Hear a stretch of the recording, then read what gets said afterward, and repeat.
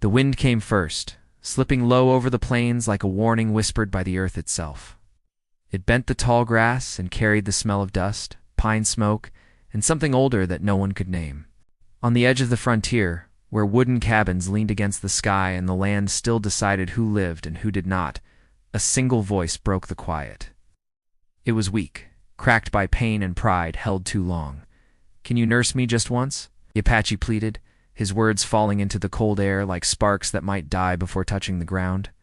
The little girl froze where she stood, barefoot on the hard-packed soil. In her arms, the baby stirred, wrapped in a faded blanket stitched by hands that no longer trembled because they had grown tired of fear. She hugged the baby tightly, as if the world itself might try to take him away. Her eyes, too old for her small face, lifted toward the sound. She had been taught to fear men like him. Stories had been told around fires and whispered behind doors, stories of raids, arrows, and blood, yet the voice she heard now did not sound like a monster. It sounded like a man who had run out of strength. This was the old American West, where mercy often lost to survival, and survival bowed to the hard rules of the land. The settlement stood thin and scattered, a handful of cabins crouched near a river that shrank in summer and raged in spring. Wagons creaked along the trail beyond, carrying dreams that grew heavier with every mile. People here believed in work, in prayer, and in keeping watch at night. They also believed that an Apache warrior was an enemy, no matter the season or the wound. He lay near the cottonwood trees, where the river bent like an elbow. Blood darkened the dust beneath him, though it was not fresh. His breathing came shallow, each rise of his chest a small fight. He had been strong once, a rider who knew the land the way a man knows his own hands. Now his bow lay broken beside him, and his eyes followed the movement of the clouds, as if measuring how much time he had left. The girl shifted her weight, torn between the pull of fear and the pull of something softer she did not yet have a word for. The baby pressed his cheek against her shoulder, warm and alive. A reminder of why she stood guard every day while the grown ones worked the fields or searched the hills. She had learned how to nurse the sick in small ways, how to bring water, how to clean a wound, how to sit quietly when pain did its worst. No one had taught her what to do when the sick man wore the face of an enemy. Behind her, the settlement breathed. A door slammed somewhere, a hammer struck wood. Life went on because it had to. The girl knew that if she cried out, men would come with rifles and hard eyes. They would finish what the land had started. The Apache knew it too. That was why he spoke only once, and why his voice held no demand, only a question that felt heavier than a command. He was not asking for forgiveness or friendship. He was asking for care, for the simple human act of being tended to, even if only for a moment. In the old days, before fences and flags, his people had believed that life moved in circles. What you gave would one day return to you. Lying there between the river and the trees, he wondered if that belief had been true, or if the world had changed beyond repair. The girl took a step forward, then stopped. Her heart beat fast, loud in her ears.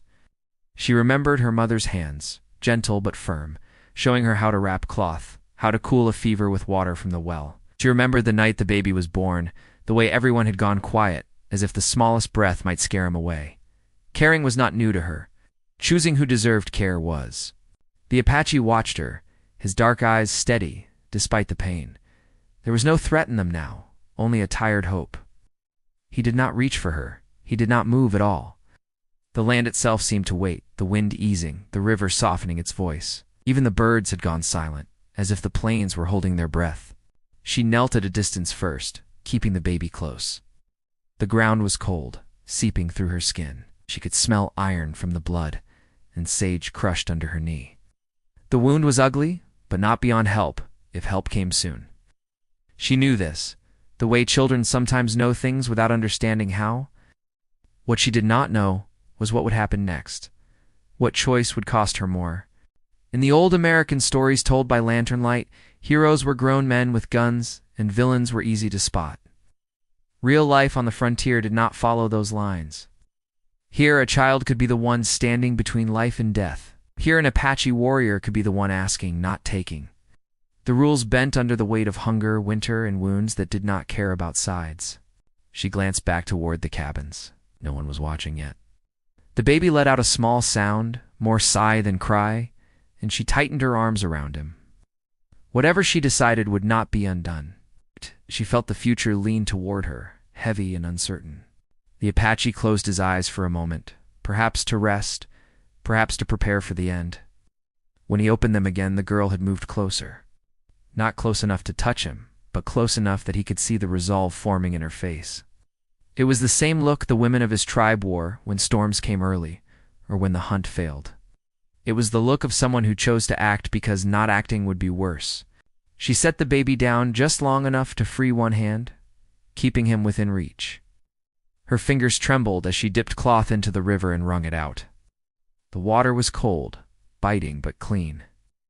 She told herself she was only easing pain, only doing what any decent soul might do for another. She did not tell herself what the men would say if they saw her. As the cloth touched his skin, the Apache inhaled sharply, then let the breath go. Relief crossed his face, brief and fragile. He did not speak again. He did not need to. Between them, something unspoken passed, something older than the settlement and stronger than fear. From the hill above, a shadow moved.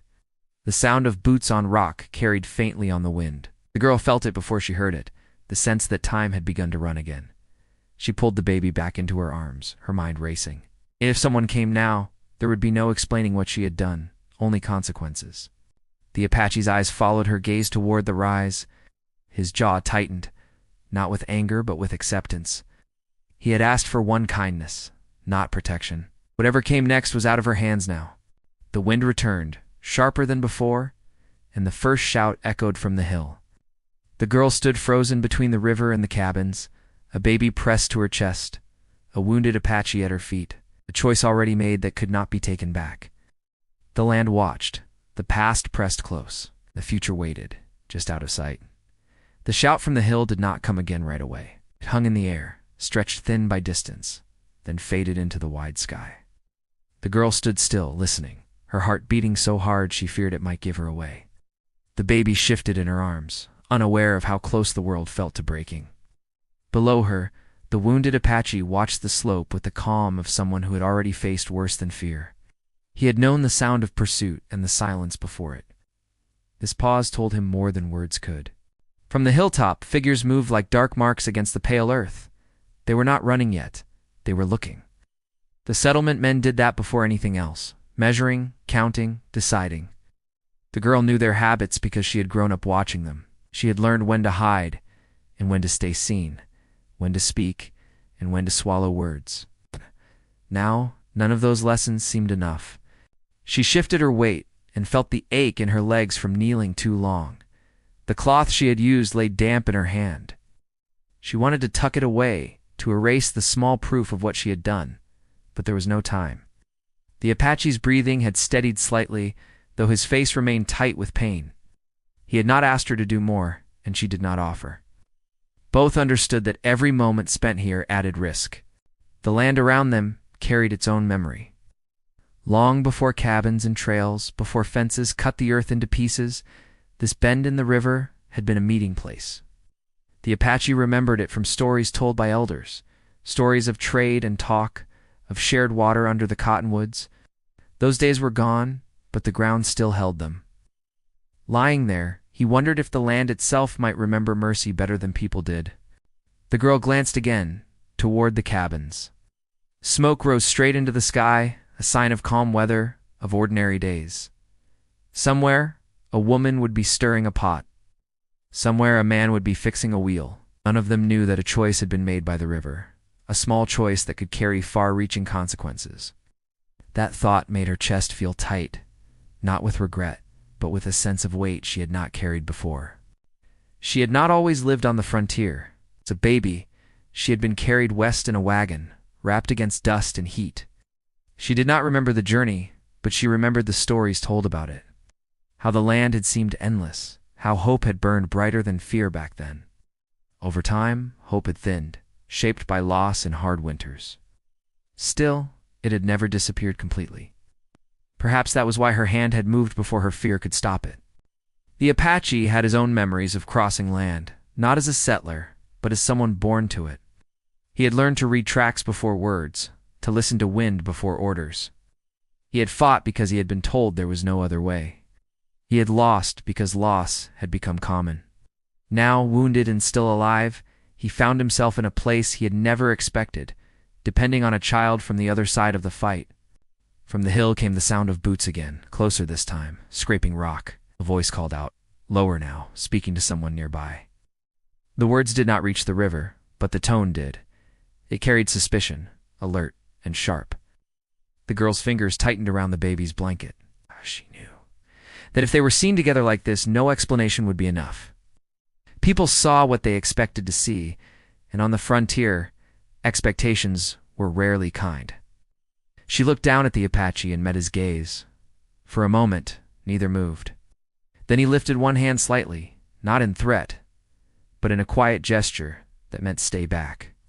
He would draw attention if he had to. He would take whatever came. That was his burden, not hers. The girl shook her head, a small, fierce motion. She did not know how to argue with him without words, but she knew she would not simply walk away. The baby let out a soft sound, a breathy noise that made the girl smile despite herself. Life insisted on being felt, even here. She adjusted her hold and took a step to the side, placing herself between the riverbank and the wounded man. It was not a shield, not really, but it was a statement.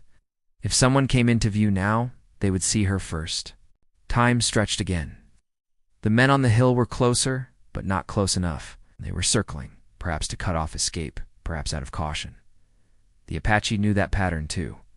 He shifted slightly, testing his strength, and winced. Running was not an option. Hiding was barely one. The girl saw the tension in his jaw and felt it echo in her own body.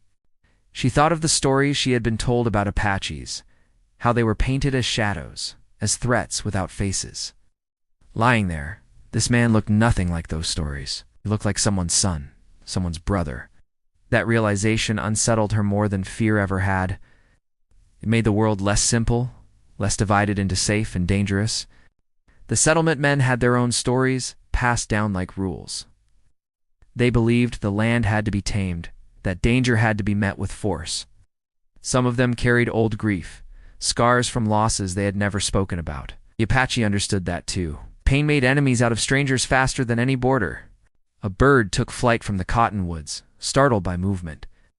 The girl flinched, certain it would give them away. But the men on the hill did not react. The river kept flowing, indifferent. The sky remained wide and empty. It felt almost cruel how normal everything looked while so much hung in the balance. She reached into the small pouch at her waist and pulled out a strip of dried cloth. It was all she had left that might help. She hesitated, then leaned forward and placed it within the Apache's reach. He looked at it, then at her, surprise flickering across his face. He took it with a nod that felt heavier than thanks. It was an exchange without words. A quiet agreement between two people who might never meet again under better circumstances. Footsteps sounded closer now, unmistakable. The girl could make out shapes between the rocks, hats and shoulders, the dull glint of metal. Her breath came shallow. She knew that if they saw the Apache alive, wounded but breathing, the outcome would not be gentle. She also knew that if she turned and ran, leaving him there, the choice would follow her for the rest of her life. The Apache shifted his gaze to the water, to the place where the river bent out of sight. He measured distance, current, the strength left in his body. The girl followed his look and understood. Escape was possible, barely, if the men were distracted, if luck held. It was a thin hope, but hope nonetheless. Another voice called out, closer now, sharper. The men had found something, perhaps tracks, perhaps blood. The girl's pulse thundered in her ears. She pressed her lips together, fighting the urge to cry out or plead. Pleading did not work in the old American West. Action did. She took a step toward the river, then another, moving just enough to draw the eye. The baby clung to her, and she whispered a soft sound meant to soothe him, meant also to steady herself. The Apache watched her, understanding dawning. He shook his head once, slow and firm, but she did not stop.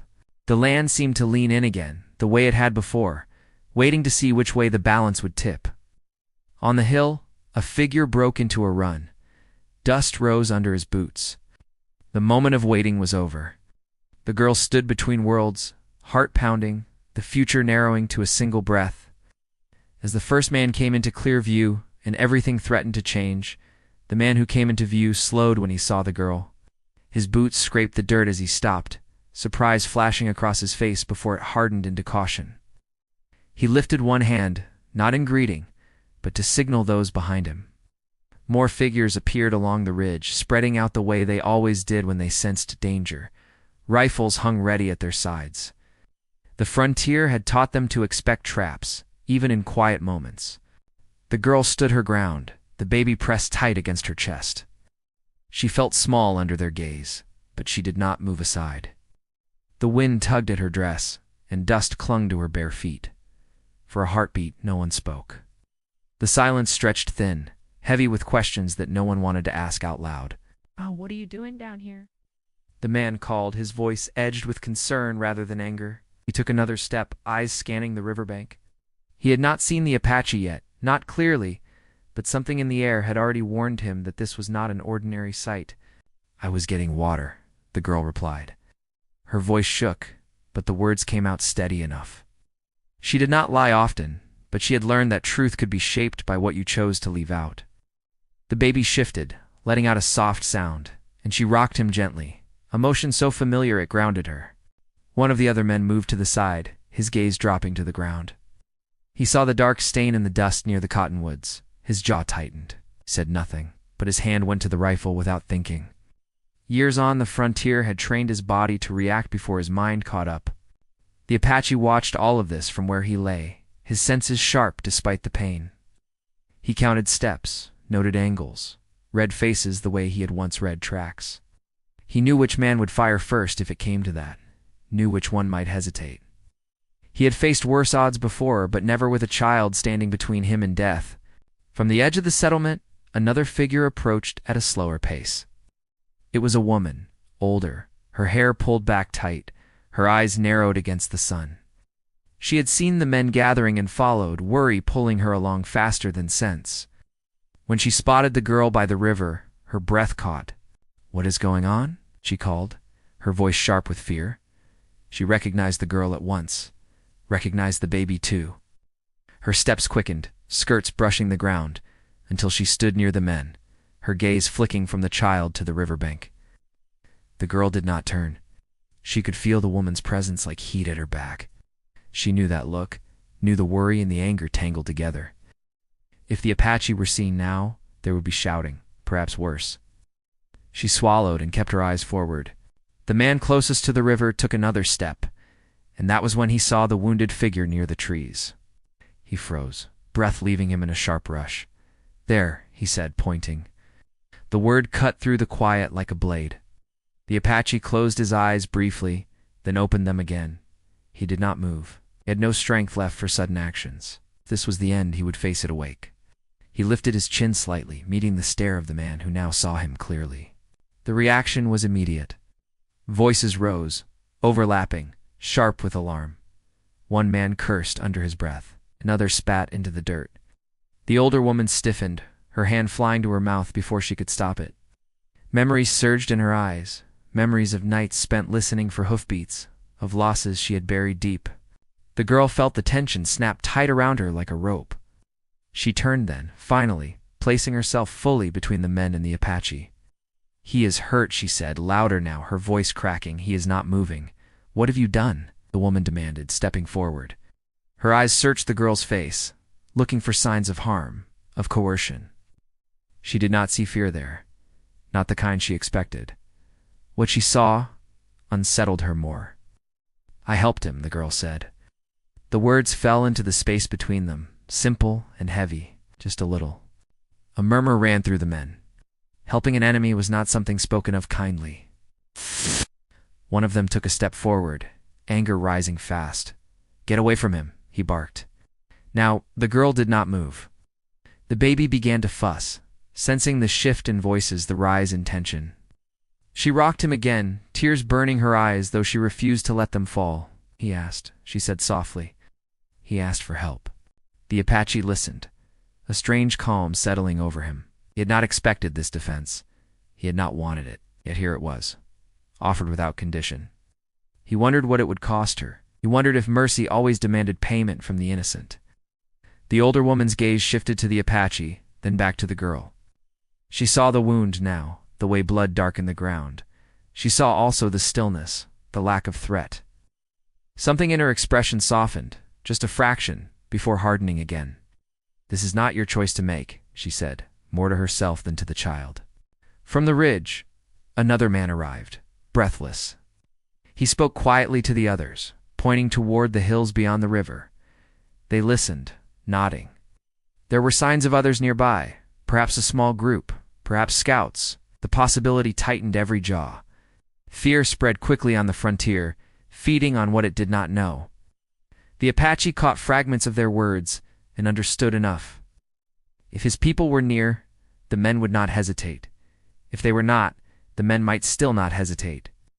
Either way, the ground beneath him felt colder. The girl sensed the shift too. She felt the moment slipping, the small space she had held beginning to close. She glanced at the Apache, meeting his eyes one last time. There was no panic there, only a quiet urging, a plea without words that she'd save herself, save the baby. Behind her, the woman reached out, fingers brushing the girl's shoulder. The touch was firm, grounding. "Come here," she said, her voice lower now. It was an order, but it was also a promise of safety. The girl hesitated, torn in two. The men argued in low voices, debating what to do, how to do it. Some spoke of danger, of setting examples. Others spoke of wounds, of leaving him to the land. No one spoke of mercy out loud, but the word hovered unclaimed. The Apache shifted his gaze back to the river, to the slow, steady movement of water. He thought of his people, of the child he had once been, of the stories that said life was a circle. He wondered where this moment fit, whether it would ripple outward or vanish like a footprint in dust. The baby began to cry, a thin, insistent sound that cut through the argument. Every voice stopped. The sound was impossible to ignore. It reminded them all of why they had come west, of what they hoped to protect, of the fragile line between survival and cruelty. The girl closed her eyes briefly, breathing in the baby's warmth. When she opened them again, the men were watching her. Their expressions changed, uncertain. The land held its breath once more, the river murmured on, and the choice before them all grew heavier, more tangled. As the moment stretched toward an outcome no one could yet see, the baby's cry faded into soft hiccups, but the sound lingered in everyone's ears. It had cut through fear and anger in a way no argument could. The men shifted their weight, unsure now, their earlier certainty shaken. The frontier was full of hard choices, yet none of them had expected to make one with a child standing at its center. The older woman tightened her grip on the girl's shoulder, not pulling her away, not pushing her forward, just holding her there as if anchoring her to the moment. "Breathe," she murmured, more for herself than for the child. Her eyes never left the Apache. She had seen wounded men before, settlers and natives alike. Pain looked the same on all of them. The Apache felt the sun shift across his face as time moved on. His body burned where the wound lay, but he stayed still. He knew sudden movement would end, whatever fragile balance had formed. His gaze remained calm, though inside him memories stirred. He remembered elders saying that sometimes the bravest thing was to endure, to wait without striking back. He had never thought that lesson would return to him here, beneath foreign skies and hostile eyes. One of the men cleared his throat. "Cannot leave him here," he said, voice low, uncertain. "But we cannot bring him in either." His words echoed the thoughts of many. The settlement had rules spoken and unspoken. Bringing an Apache inside the boundary crossed lines that fear had drawn long ago. Another man shook his head. "If his people are near, we are sitting ducks." His hand rested on his rifle, though he did not raise it. "This land has seen enough blood." The girl listened, understanding more than they realized. She knew what it meant to be unwanted, to be seen as a burden or a risk. Her small arms tightened around the baby, and she spoke again, surprising herself with the steadiness of her voice. "He will not hurt anyone," she said. "He can barely move." The words were simple, but they landed with weight. The men looked again at the Apache, at the way he lay against the earth, at the blood dried dark in the dust. He did not look like a threat. He looked like a man running out of time. From the hills beyond the river came a faint sound, too distant to place. A bird, perhaps, or something else. Heads turned sharply. The frontier had taught them to listen to every sound, to treat uncertainty as danger. Tension coiled tighter, drawing everyone inward. The older woman took a slow step forward, positioning herself beside the girl. She raised her chin, meeting the men's eyes. "This child did not act out of foolishness," she said. "She acted out of care." Her voice did not waver. "If we punish that, what kind of place have we made here?" Her words stirred unease. The settlement had been built on the idea of a better life, of decency carried west along with tools and seed. Yet survival had chipped away at those ideals. Hearing them spoken aloud again felt both comforting and dangerous. The Apache watched the woman with quiet interest. He recognized strength when he saw it, the kind that did not need weapons. He wondered how many battles she had fought in her own way, how many losses she carried beneath her calm. The wind shifted, carrying the scent of smoke and earth. Clouds gathered far off, slow and heavy. Weather on the plains could turn without warning, and everyone felt the pressure of time. Whatever decision was made would need to come soon. A younger man, barely grown, shifted his stance. His eyes flicked to the girl, then to the baby. Something in his expression softened. "What if we just give him water?" he said quietly. "Then we go." The suggestion was small, but it cracked open a new possibility. Others murmured, some in agreement, some in protest. Giving water was not the same as giving shelter. It was a gesture that could be explained away, a compromise between fear and conscience. The older woman nodded slowly, considering. The girl felt a spark of hope, fragile but real. She looked down at the Apache, then back at the men. "Water will help," she said. "It always does." The Apache did not speak, but his eyes met hers. Gratitude clear despite the pain. He had crossed deserts, fought hunger and heat. He knew the power of water, not just to heal the body, but to remind a man he was not yet forgotten. One of the men filled a cup from the river, his movements stiff. He approached cautiously, stopping several steps away. The Apache shifted, wincing, and reached for it slowly. Every eye watched, every muscle tense. The moment felt stretched thin, ready to snap. As the water touched his lips, the Apache closed his eyes. The simple act steadied him. He drank carefully, aware that this small mercy could be taken back just as quickly. When he finished, he lowered the cup and inclined his head in thanks. The sound from the hills came again, closer now. This time it was unmistakable. Voices carried on the wind, not loud but clear enough to raise every hair on the men's necks. They exchanged looks, fear flashing openly now. "Time is up," someone muttered. Rifles were lifted, not aimed, but ready. The girl's heart raced. She pressed the baby close, whispering soft sounds to calm him. She felt the world narrowing again, choices collapsing into a single, dangerous path. The older woman made a decision then, one that surprised even her. She stepped fully in front of the girl, facing the men. "Enough," she said. "We will not turn this into slaughter." Her voice carried authority born of years and loss. "We leave him here with water and cloth, then we go back. Whatever comes after is in the hands of the land." Some protested, but others nodded, relief mingling with fear. It was not a perfect choice. It satisfied no one completely, yet it was something they could live with, perhaps. The Apache listened, understanding the limits of their mercy. He did not expect more. He did not ask. Survival had taught him to accept what was given and find a way forward. The girl felt tears sting her eyes, a mix of relief and sorrow. She knelt briefly, placing the remaining cloth near the Apache's hand. Their eyes met one last time. No words passed between them, but a promise did, unspoken and heavy. She would remember. He would too. The men began to move back toward the settlement, urgency in their steps now. The voices from the hills grew louder, closer.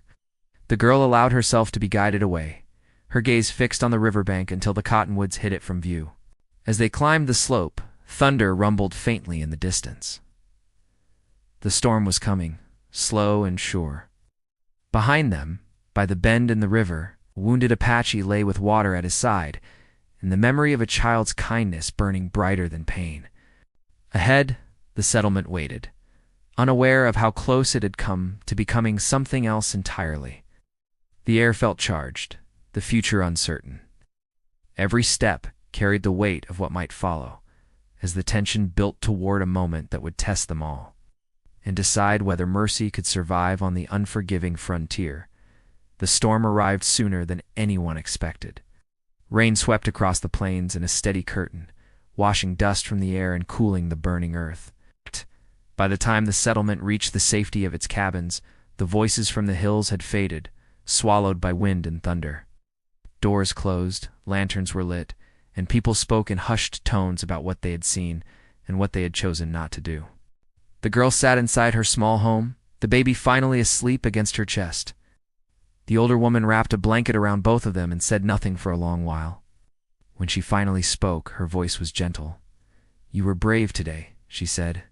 "Bravery is not always loud." The girl nodded, though her thoughts were still by the river, with the cottonwoods and the wounded man she had left behind. That night, the rain fell hard. The river swelled, carrying branches and leaves downstream. On the riverbank, beneath the shelter of the trees, the Apache felt the cool water soak into the ground beneath him. The pain in his side flared, then eased as the cloth held and the water cleansed the wound. He focused on breathing, on staying awake, on the small gift he had been given. He thought of the girl's eyes, steady despite her fear, and held on to that image as tightly as he could. At dawn, the storm passed. The sky cleared, bright and wide, as if nothing had happened. Birds returned to the cottonwoods. The Apache stirred, testing his strength. It was not much, but it was enough. With careful movements, he bound his wound more tightly and pulled himself closer to the river's edge. By mid-morning, footprints appeared in the damp earth nearby. Not the heavy boots of settlers, but lighter steps, familiar and careful. From a distance, figures watched the settlement. They did not approach. They waited. When the Apache finally stood, unsteady but alive, relief washed over their faces. He lifted one hand in a small signal. There was no celebration, no rush. God's survival was enough. By afternoon, the riverbank was empty again, save for the trampled grass and the memory of what had taken place. Life in the settlement resumed, but it did not feel the same. Men spoke less loudly. Women watched the horizon with new eyes. Something had shifted, subtle but lasting.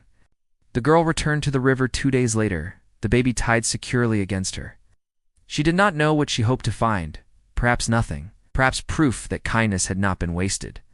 She walked slowly, heart pounding, until she reached the cottonwoods. The ground was quiet. No blood stained the earth now. Near the tree where the Apache had lain, she found something resting on a flat stone. It was a small carving, simple and smooth, shaped like a circle with a line through it. She picked it up, feeling the careful work in its edges. It was a symbol she did not fully understand, but she sensed its meaning, a mark of gratitude, a promise of remembrance. She smiled, a soft, relieved smile, and tucked the carving into her pouch.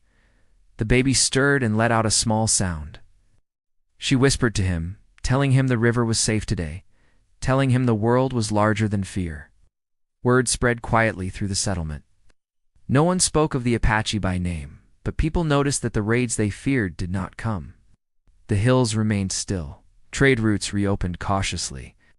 Over time, the sharp edge of tension dulled. People began to speak of the riverbend not as a place of danger, but as a place where something important had happened. The older woman watched these changes with thoughtful eyes.